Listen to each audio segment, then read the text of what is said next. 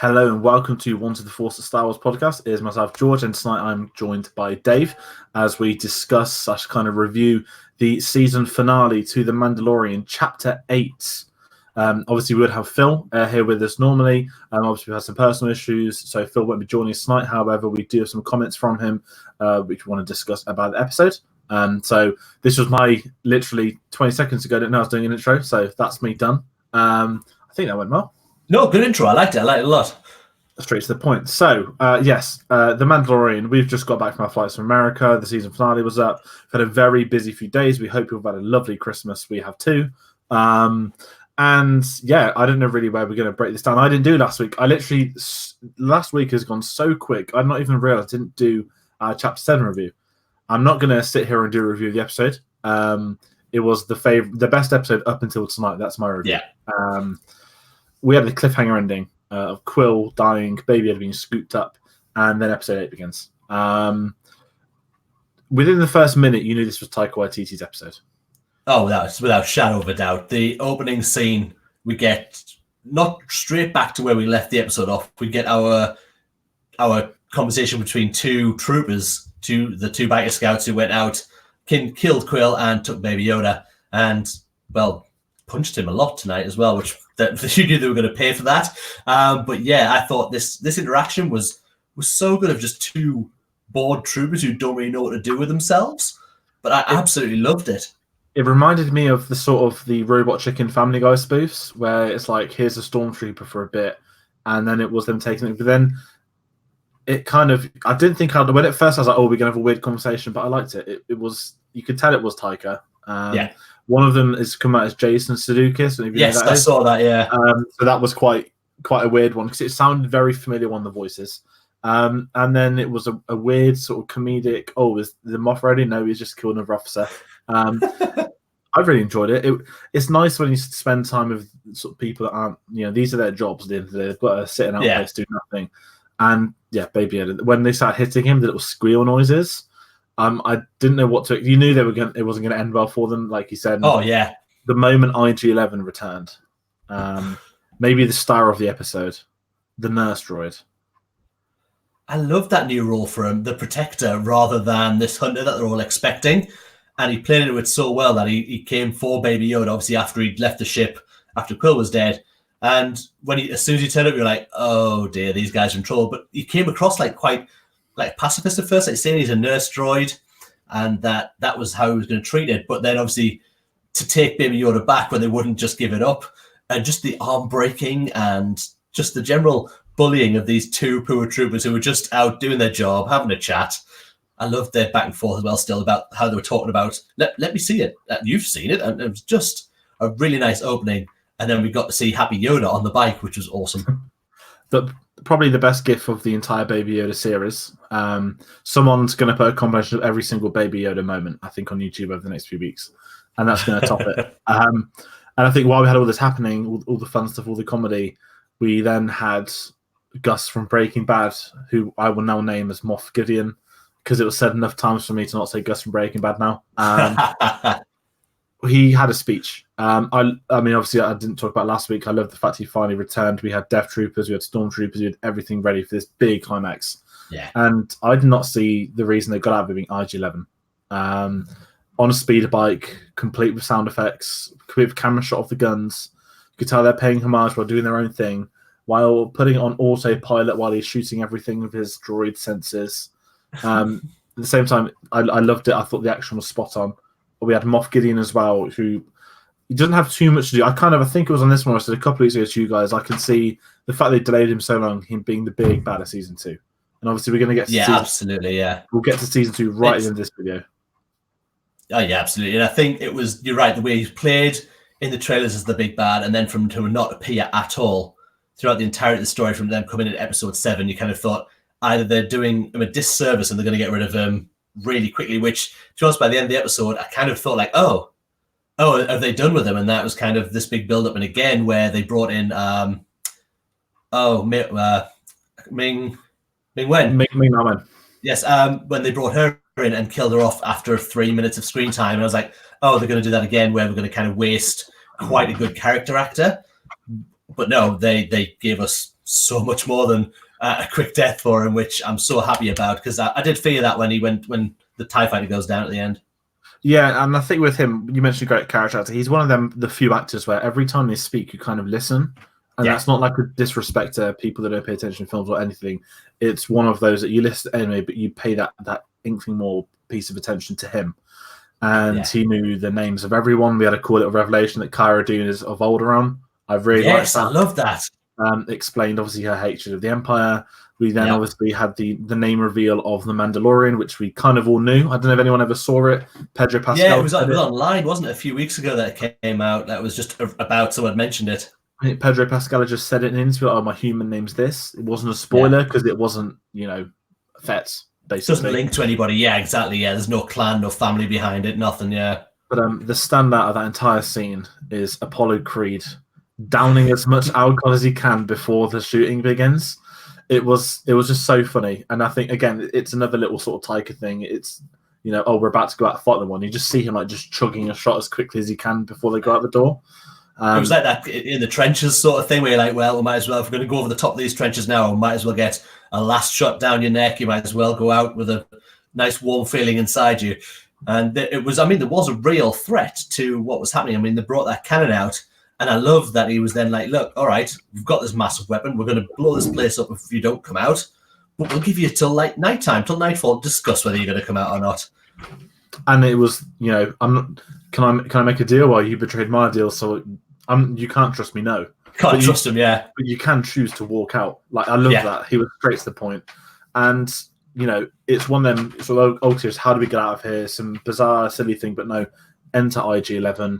Full with Baby Yoda. Have you ever seen Fast 7 when Jason Statham's got this scene on an airplane where he's protecting a baby? Yes, I have. Yeah, actually, yeah. It reminded me of that, except Star Wars has done it a million times better. It was so ridiculous. It was amazing. We had some really good action as well. We had Death Troopers shooting people, Death Troopers fighting people, Death Troopers speaking in their own language. Yes. Not the silly rebels, human voices. There were some really cool moments. And then we had our first big moment with Mando where, I mean, you said before he recorded, I thought as well, I thought they were going to kill him off. There was an explosion. Did he get shot in the head? He gets by Gideon, takes a shot to the back of the helmet, and then that explosion goes off which is what's plugged into the actual, because Mando picks up the top of the massive cannon, and then Moff Gideon shoots I'm guessing the power source for that cannon, and that's what blows them all to hell. And yeah, I mean, he is down and out. He is telling them that he's not going to make it. And there's a moment where Cara Dune tries to take his helmet off and puts a hand to the back of his head, and literally it comes out, and she is caked in blood. And he's saying he's not going to make it. So you're right. I thought at the same time, like, oh, okay, it's the Mandalorian. I guess they could kill him off here, and someone else could pick up that mantle. And one of the other Mandalorians that we've maybe met in the undergrounds, that could use someone there to move on the story with. But I'm kind of glad they didn't. I'm glad that IG-11 was carrying his bat shark spray and all his Bacta kits that he has as well, which was a nice move. I've kind of found something in Star Wars the last few very, very marvelly towards, like, had the spray like Iron Man got when he healed himself in Infinity War. And then we've had the Rise of Skywalker where the I am line, and I was sure it was going to be Iron Man that she said. But yeah, it was a nice, I'm glad that was there, and I'm glad we got that. And I love the reveal of him taking his helmet off. Yeah, I mean, if you've never watched Game of Thrones or Kingsman, or I think Narcos is a big one, you might not know who Pedro Pascal was. I did think we were going to get the reveal at some point in the series. I don't think a show, even though we know the history of Mandalorians and whatnot, we know they keep the helm on, I don't think the show can do a season without a reveal. But I love the reveal that it was ultimately a character piece. You know, he went from the beginning of the series to hate droids, don't trust droids. Even the beginning of the episode, when Baby Yoda's on the comm, he goes, "What is your purpose?" And he's like, "Oh, to nurse." And I think there's a bit of calm down there. But at that moment in which he puts the gun up to IG-11, IG-11 says, "Well, I'm not alive. I'm not a thing." And the helmet just goes straight up. It's not dramatic reveal. It's not over the top. It's not let's have the camera pan around. It's helmet up, spray on, onto the next thing. I loved that. It was really nicely done. I thought that, like they say, the pacing of it wasn't like you say. It could have been a slow reveal, very slowly lifting up the helmet to reveal the face, but it wasn't. It was literally like, "Yep, that's it. I'm taking your helmet off now. We're doing it." But it was done in such a way because it was a droid doing it that you knew how he felt, how close he felt to death for one, because he actually wanted the droid, he wanted IG-11 to finish him off as well. I was like, "Look, just do it."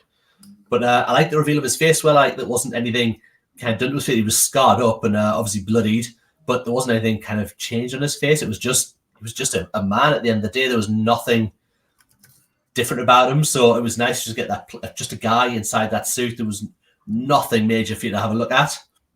Yeah, and I think that's what went with it. And then also, it didn't linger on that scene. It kind of happened. They sprayed the Bacta, and they went off. And then they just carried on. Some shows, there's cliffhanger that, or they try and make it out to be, I'll have the rest of the episode without my helmet on.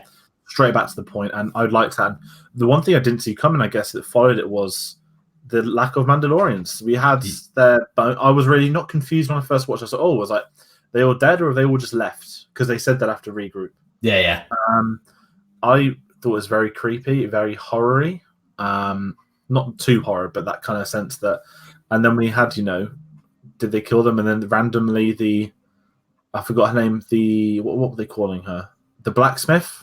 Yeah. Name? She's just randomly there. Yeah, she was just like she's the last one giving up the post. But you're right, that pile of Mandalorian armor and helmets was really eerie. That she said that the Empire would come in not long after the battle that they had in was it chapter 5, I think, when they had the big battle. Chapter 3. It was early on, chapter 4 or 5.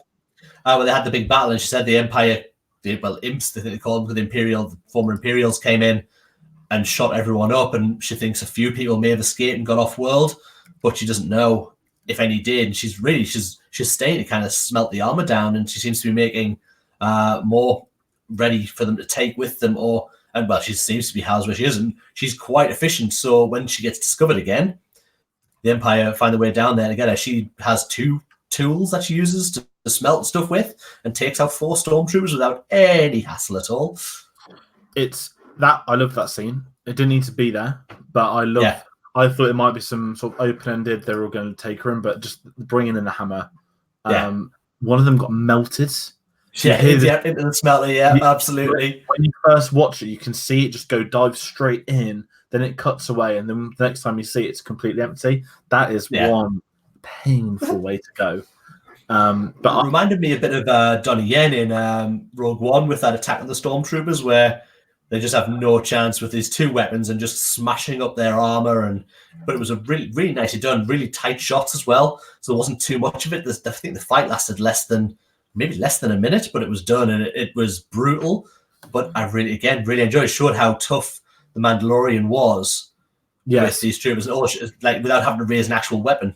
And what I loved with this as well is that it's very open-ended. They don't bring in another 100 stormtroopers. They don't bring another 5. That's her scene done. Whether she comes back or not's another conversation. But I liked the ambiguity that came with that. Again, as the Mandalorians disappearing was a big thing. Obviously, got given his jetpack as well, which everyone predicted except for me. I thought it'd be too obvious. But we completed the armor. It wasn't done cheesily either. It wasn't sort of like, now you get a backpack like everyone does. It was a really nice sort of, you've earned this now, and you might not be able to use it straight away, but you'll learn. And I thought it was a really nice way, just not strap it on his back and he go off. And although he does handle it very well later in the episode, when he uses it, he's able to use it quite well. But I thought it was a really nice way to introduce it and not just be like, yeah, you got your backpack, off you go, fly around. He used it really wisely when he needed to. Oh, definitely, I agree with that. I'm trying to think what else was a very big point. I feel like I've missed something, but have I? I think one of the major things with we went back to the flashback. Yes, Clone Wars. Yes. Super. I mean, we said we saw super battle droids a couple of weeks ago. We saw about 5 seconds. This time we have something I've not really seen before, something that Clone Wars couldn't really show. Civilians, it looks worse in live action, being absolutely massacred. Lie down on the floor, still being shot. People have bigged up these droids as this, why is he so scared of droids? Why does he hate them so much? Obviously, within the Star Wars world, there's a reason why many people dislike droids due to Clone Wars, and it was savage. They're just murdering everyone. You still get the brutal, even though we know it's coming. The moment you get the extended goodbye from his parents, but you still get the rocket clearly hitting them within a second. And then we had a cool scene. Man, we kind of all guessed who do we think is going to save him. I think I foolishly said Bo-Katan. I did actually think for 1 millisecond it'd be Moff Gideon. Yeah. So when he's like, only one person knows who I am, I was expecting Moff Gideon to be like either like an ex-Mando or like some like Republic military guy. Yeah, I got the same feeling when he mentioned the name and he was reeling off the names like that. Went to the reveal. I thought the same thing. He might open it up and it would be him in some kind of maybe a helmet or something. But yeah, I thought as well we were going to get that reveal. But I'm so glad we got what we did get was we got Death Watch back. This was Death Watch from the Clone Wars, Pre Vizsla's clan, actually doing the rescuing and brutalizing the droids. I mean, they were absolutely firing up these guys. It was really nice, that reveal. Like we knew already that he wasn't a Mandalorian, but he gave that say, look, I got taken in by Mandalore. I wasn't born on Mandalore. Mandalorian is a creed. It's just one of those things. Once you're in, what was it, foundling, he calls himself. He was a foundling too, like the child is. And that was a really nice touch to say, look, not from there, but this is what they made me. They kept me. They kept me safe. And I thought it was a really nice one. But I loved seeing the Death Watch mark on the armor as well. It was a really nice callback to Clone Wars, which we'll get one more big callback to Clone Wars soon. I mean, what I love, I think I've kind of said before, with the entirety of the Mandalorian, obviously Favreau was pre-Vizsla. He voiced whichever Vizsla they had in this. I'm hoping he survived this one. We've had a very weird Mandalorian timeline, which me and you were trying to put our hands on. We'll get to a little bit more later on, but there's been so many sort of, not sort of exposition to us about Mandalore, but we've been told so much purge. I'm trying to figure out how many there are, but I think you said we'll probably get it in Clone Wars next year. I think there's a lot more to learn, but I love that if you actually look at Star Wars as a concept, especially in the new canon, besides protagonists, there's not even species, but the main thing we're getting, and not just because of the show, we're delving into Mandalore a lot.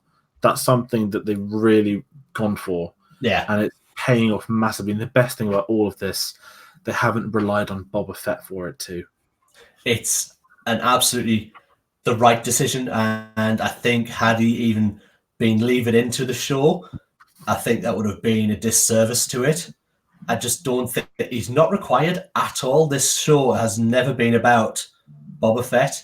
He's never been mentioned. He's never been looked for. I have not thought one instance in this series like, hope that's Boba Fett coming. We had the moment where we hoped it wasn't him coming. Yeah, exactly. Well, yeah, we had this mysterious sperm, which we still weirdly not had resolved for the end of a series, which I found a really strange move not to get anything to kind of harken back to who it was. But I'm guessing we might get some more in series 2 of what was following the Mandalorian as well. But yeah, it was a weird move not to finish the season, because we know season 2 is it being fully shot or is it partially shot at the moment?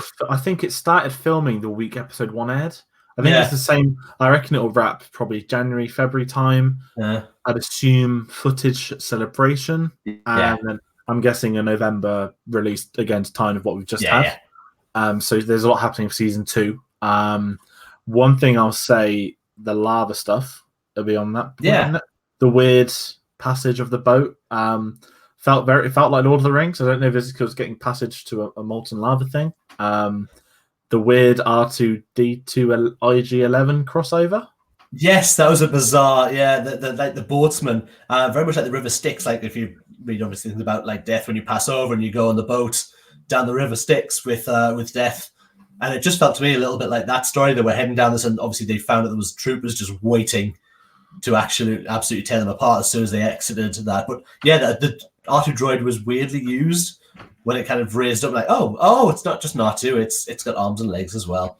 But again, I guess a nice use of the old astromech style and then mixing it with other stuff, which is obviously what has been happening under the ground. It was covered in sort of rocks and things. This passaging over this molten lava river, I didn't know where it come from, but to get through it, I'm guessing they had to use variations on the droids they had.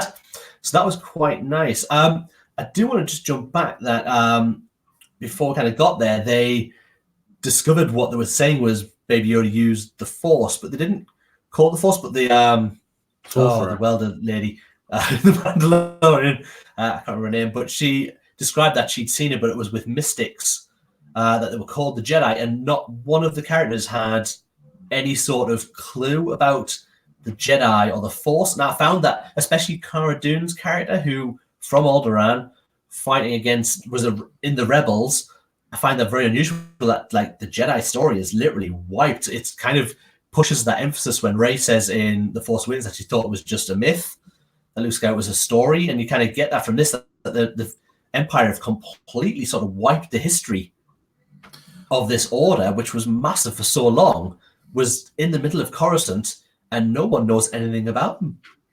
I think as well, if you look at the timeline, you've got 19 years between 3 and 4, and then you've got 9 years between 4 and this, so you've got like 30 odd years. And you look at, not to sound too like nerdy, you look at the age of the actors and characters, and they'd been kids at Order 66, as he was during the Clone Wars. And I always harken back to Phantom Menace, where it's an outer rim, you're on Tatooine. Anakin has heard of the Jedi, never met one, never seen one. He's heard stories. They kind of feel like probably the further out you go, the more mythical they are. But the fact that I think, I can't remember who it was, whether it was one of the visual dictionaries or one of the sort of the Pablo Hidalgo on Twitter, but someone kind of mentioned one of the Empire's goals was to wipe out not just the Jedi, but all knowledge of them, all history of them. Obviously, very similar to World War II, that going into real life history discussion. And the longer this then their canon has kind of gone on, the more obvious this feels. Again, good point with Rey in that one. And obviously, the big thing they said before episode 8 was all the legend of Luke Skywalker. They always kept saying that before Last Jedi.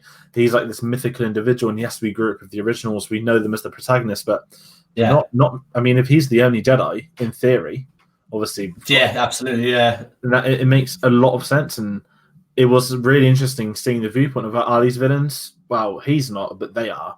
And again, it's that tied concept to the Mandalorians were not the villains to the Jedi, but the Jedi were the villains to them. And after the episode finished, obviously we'll get onto the dark saber later, I did have a look back at an old video from Rebels, because it has that really good history / Deathly Hallows animation. Oh, yes. Yeah. How the Jedi fell out with Mandalore, essentially. So there's a lot of history. And obviously when you've got Dave Filoni as one of the two creators of the show, obviously we'll get to a bit of it. That felt very, very Dave Filoni, which is a very good thing, I think. I just thought the whole episode just was done so well for them to really not really get far from where they are initially to where they actually finished the episode. You're just outside the city lines of where they were, so they hardly move anywhere from start to finish. We then got obviously the boss battle of the episode. Actually, before we get there, I do want to mention Baby Yoda's usage of the Force in this episode when the trooper comes through with the biggest flame gun I've ever seen and tries to eradicate them with that. And his usage of the Force to stop that flame and fire it back was amazing. Not just looked amazing, but the special effects. It looked amazing. The special effects on it for a TV show, absolutely incredible. Speaking of Mandalorian apologies, Disney Plus 23 minutes ago, season 2 of The Mandalorian is coming fall 2020, and they've released an animatronic of the looks like a Gamorrean guard, but thinner and less clothes on. Yeah, creepy. That's come through Jon Favreau. Sorry. Oh, cool. Mind a bit of breaking news there. Excellent. So that's the 20th of April. No, just fall 2020 is just. Fall 2020. I thought. Sorry, for November. Probably okay. Yeah, probably November time. Awesome. That already releasing stuff is great. Look, breaking news. It's coming 2020. What I loved of Yoda that you mentioned, I loved his use of the Force. Still tired, still a new concept to him. Yeah. The funniest moment of the episode is when they're trying to think of ideas, and Apollo Creed says, "What about him? Can't he just do his waving hand thing again?" And then Baby Yoda just waves at him, and then it's not that. It's a great line. It's a great punchline. But then even better, he's like, "Oh, that was the only idea I had." It's the humor obviously is Taika Waititi all over. Just that, and it's such a.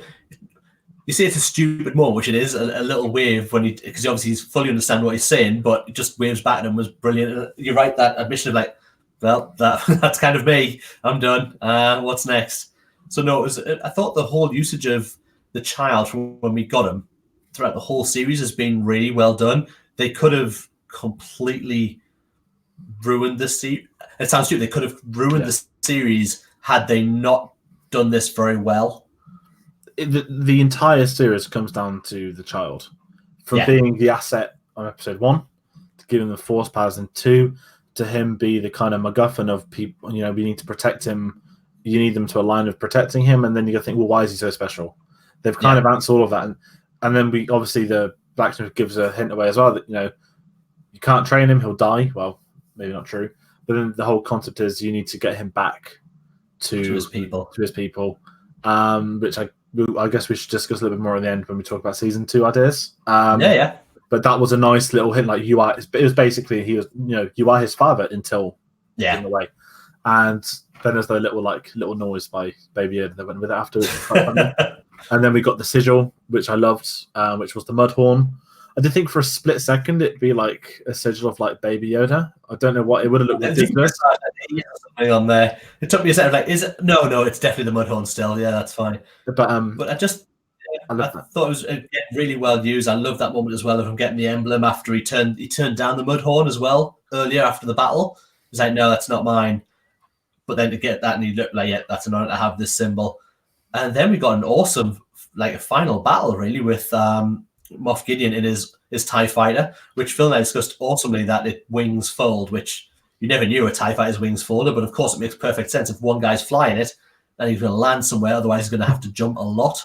It was a really nice touch, but I loved this visually. It looked stunning, him fighting against the TIE fighter and blasting it down. It reminded me of Battlefront 2 and 1, where you can pick a TIE fighter on a ground mode, and it was just a moment of him he's going to go for his attack run. He just goes 500 meters to the side, lines it up straight down the middle. It just reminded of a strafe run on the Battlefront game. It's a lot of fun. Quite poor piloting, I must add, on his behalf. But I loved visually it was great. The moment he jetpacked straight, no fancy flying, straight up in the air, attacked on. And then they had their mini duel. And the reason I knew Gideon would survive is because in Star Wars, the one thing they love to do is blow up any form of aircraft the moment it hits the ground. I think episode 9 had the jetpack sequence with the humongous explosion. With this one, I was like, if this goes boom, it's over for Gideon. And then it was this tiny little bang smoke. Because he's alive. There's going to be some really cool reveal. He's alive. Everyone said their farewells. I genuinely thought the episode was going to end. And then the camera... The moment of the episode, the camera pans. Jawas... I actually quite like they're trying to salvage it already. I don't normally like them, but I liked that. I was expecting, kick down the window. He climbs out angry, or emergency exit, someone approaches him to get him out. What do we get? The Darksaber in live action. Unreal. And then we had this incredible shot of just him standing on top of the TIE fighter with the Darksaber. Credits. Amazing theme tune hits. Get pumped. Season 2 for 2020. Yeah. Oh my word! Honestly, when it started lighting up and it started cutting around, you see a light. You think, all right, he's got some kind of tool with him that he's able to cut through the metal. So that's absolutely. You would understand that if you're in a crashed ship, you'd have something to get yourself out of trouble, like one of those window busters that you can get that just breaks your window. For then just that one little hint of the black to kind of pop through, and I was like, no, they did not. And then you've got the full reveal, and he stepped out with the Darksaber. My jaw hit literally dropped. I was never ever expecting that kind of reveal from the final shot of the series. But my word, I absolutely loved it. It paid off everything for me. I thought that was great. It was a moment that really tied it, and I kind of mentioned, Mandalore this, Mandalore that. This is for the gaps. This is Dave Filoni's work. Obviously, to be fair, Favreau was the voice of Vizsla as well. Yeah. The Darksaber was rooted between them. It's something that I didn't ever think we'd see in live action, and that's not criticism of Clone Wars or Rebels or whatever. No. I always just thought the design of it just didn't work in live action. It looked funny. Yeah. I love it still, but it would look like that because it's the Darksaber, and obviously for people that haven't watched Rebels or Clone Wars, it's it's a lightsaber. First thing my dad says, he's got a lightsaber, and I was like, this is the Darksaber. He's like, right. I was like, it's from Rebels and stuff. He's like, yes, but how many people do you think watch the cartoons? I was like, well, that's my point. We've all been rewarded. Yeah, absolutely, yes. And then the video I kind of mentioned earlier, the Deathly Hallows, sent it to one of my friends who was talking about it. As Chris was saying, oh, what I just said, go have a look at this video. Yeah, Explains origins of the saber. There we go. And the big thing for me was trying to figure out before we hit record who had that dark saber last. Bo-Katan was handed it at the end of Rebels. she was indeed. So we know between 1 year before Episode 4, and obviously in this 10-year gap, starts with Bo-Katan having the saber, leading it. Was it a mini revolution, or like I'm just going to settle down and be a Mandalorian, or? I don't recall exactly what's going to happen. The purge, obviously, the purge we're going to see in Clone Wars is when Maul was still ruling Death Watch. Yeah.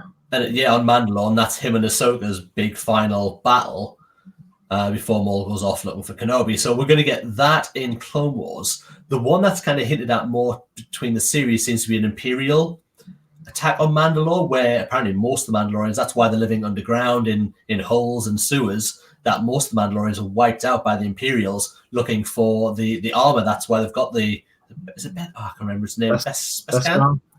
Yeah, so that obviously the Imperial branded stuff. So that I think is what we're more aiming at. So I don't know if we'll get something in Clone Wars that will either see we know Bo-Katan's in it. She's in the trailer standing next to Ahsoka.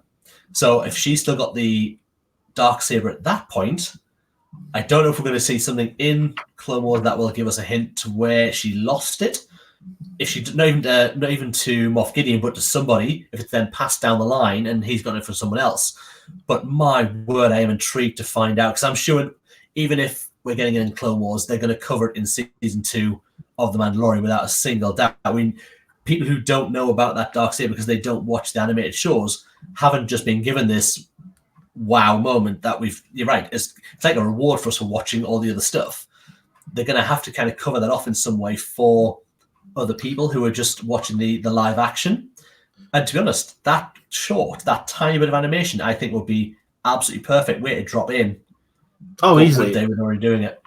And I think they'll cover it. And what I'm going to say before we really get into it, I'm going to read what Phill sent to us. But overall, it was very enjoyable. Love the Scout Troopers missing the target. Thought the show was very well paced. Finally, we've got a strong protagonist in Moff Gideon.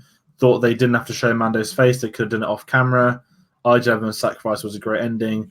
And then obviously Darksaber could mean Bo-Katan's death. Looking forward to seeing where it takes us for season 2. Now, season 2. I'm going to say one of my friends, Chris, said that he thinks this could be a 3-season series, almost like how about film trilogies. I'm surprised I never thought of that. I really see that happening now. One thing I think we're going to get is we've kind of got a couple of loose threads. Yeah, we've got I'm going to take him. I'm going to take Baby Yoda. I'm going to find his home, find his species, his parents, and I'm going to drop him back off. At the same time, we're going to obviously have a Mad Moff. What name? Forget Mad Max. Mad Moff.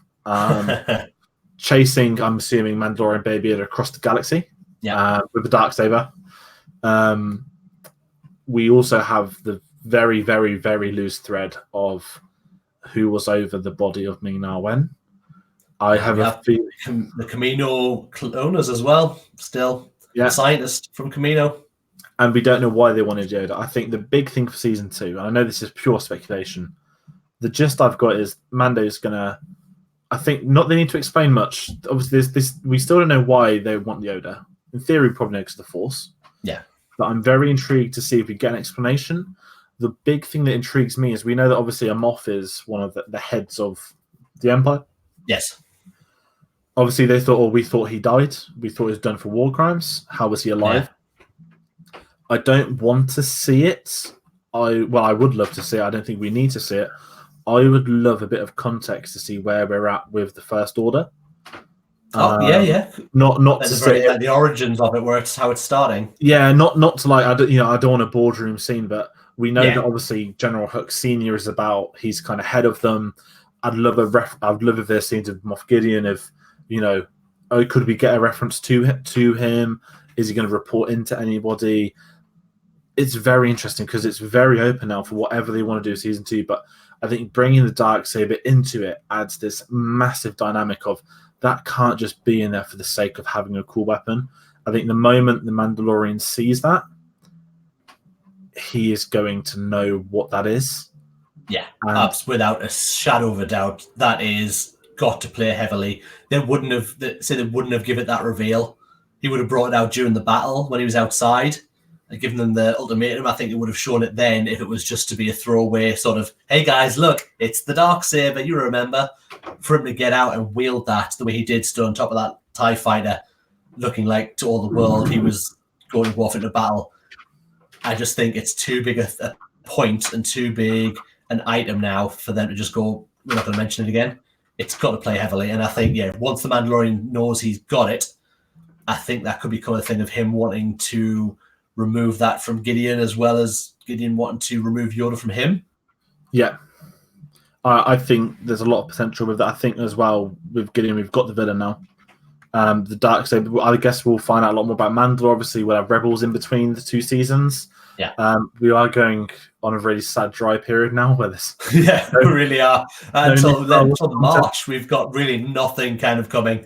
We've had everything in the last month, and now we've got, I was about to say year, but you've reminded me we've got Clone Wars coming, which is great. End of March, but that's March 31st, so literally 4 months, almost three full months, nothing sort of new, apart from we might get odd bits of artwork here and there, and we've got the art of books being pushed back as well, so really, there is so little coming out. Just go watch Rise of Skywalker over and over again.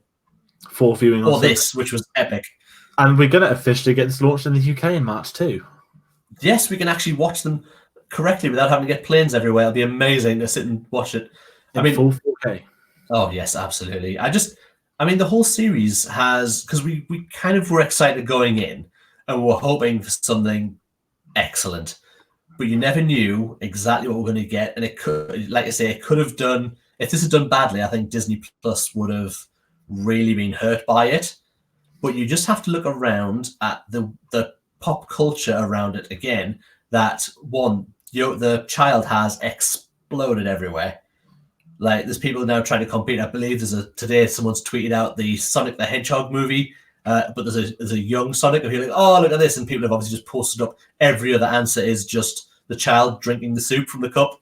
So people are just throwing that around. But it's become this phenomena. Like, I don't even think they expected quite the reaction that it got. And I think it's been a massive plus for Disney Plus to have this show be such a good and such a high level. And I think it's set the bar for future, not just Star Wars, for all Disney Plus. I've kind of discussed it past that. I think Disney Plus may not see the end of Marvel. That'd be a silly thing to say. I think Disney Plus could be what breaks Marvel's back. The moment in which they said you need to watch the TV shows as well as the films, add that extra bit of commitment. Star Wars, no.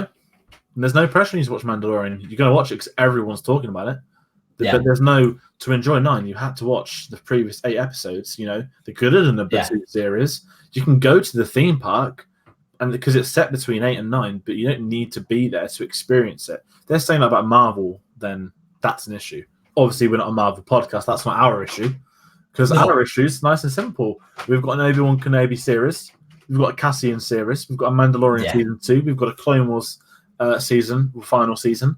There's a lot coming to Disney Plus, and I think Mandalorian has set the bar. I think it's a very good thing. It's also obviously not a bad thing, but the bar has been set at a very high standard now.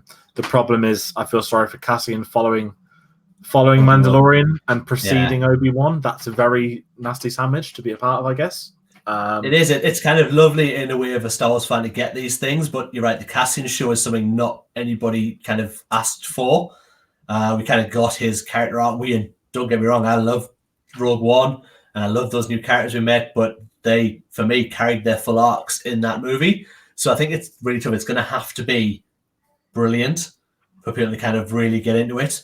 Kenobi, I think you sold most people, bringing Ewan McGregor back to the role. We all wanted it forever to be a movie and then to give us 6 or 8 episodes that we're going to get of Kenobi. People want that, so that's not too much of a hard sell. You're right, I feel a bit sorry for Cassian having to come into that and having to be an excellent show, especially following this. The Mandalorian has exceeded all of my expectations. Yes, there were slow episodes. Yeah, there was some that a bit like, I didn't need that from it. Like the Tatooine episode, I think, was the one we most discussed. Where like, I should have saved that for Kenobi. But we do have the fact that Deborah Chow directed 2 of the best episodes of this series. Will be doing Kenobi, which just fills me with hope of what's coming. And also we've got Favreau, obviously, who's not busy directing Lion King this time round to direct some season 2.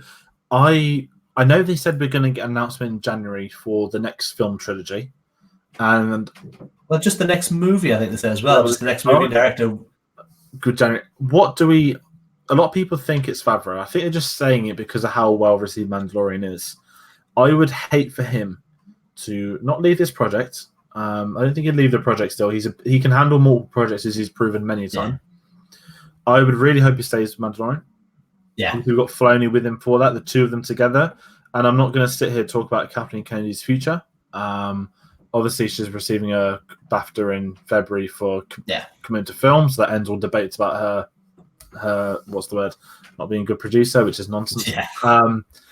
I do think she's going to walk in 21 or 22, they say her contract expires? I think it's 21 that her contract expires, and I think she would be in a position there where she's done massive box office for for the prequel trilogy.